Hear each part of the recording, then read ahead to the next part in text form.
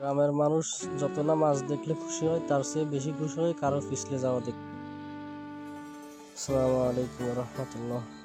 ভোরের কুয়াশা কাটতে গ্রামের এই বিলের দ্বারা জুটে গেছেন সব চেনা জানা মুখ। লাঠি হাতে কাঁধে জাল, আজকে সবাই মিলে ধরবে মাছ। জাল এখন পানিতে নামছে, আর এই নামানোর সাথে সাথে শুরু হয়েছে গ্রামের চিরচেনা নাটক। কারো লুঙ্গি আটকায়, কারো পা পিছলায়, আবার যারা বেশি অভিজ্ঞ তারা সবার উপরে ডিরেক্টরের দায়িত্ব পালন করে। এই ডান দিকটা দৈরার ধরো, বা দিকটা নামাও, মাঝখানটা দেখে চলো। ওহো, একজন তো পড়েই গেল। গ্রামের মানুষ যত না মাছ দেখলে খুশি হয় তার চেয়ে বেশি খুশি হয় কারো এভাবে পিছলে যাওয়া দেখতে। জাল এখন ধীরে ধীরে টানা শুরু হয়েছে, হাতের রক ফুলে গেছে, সবাই দম ধরে ধরে ধরে টানছে। এমন সময় কেউ চিৎকার দিয়েই বলে ফেললো, দেখেন দেখেন, বড় মাছ লাগছে। আসলে বড় মাছ না, ওনার নিজেরই কল্পনা বড়। পাশ থেকে আরেকজন বলে উঠলো, ভাই, মাছ কম উঠলেই কোনো দোষ দেবেন না, আমি কিন্তু গত রাতে সব মাছটা মোটিভেশন দিয়ে গেছি।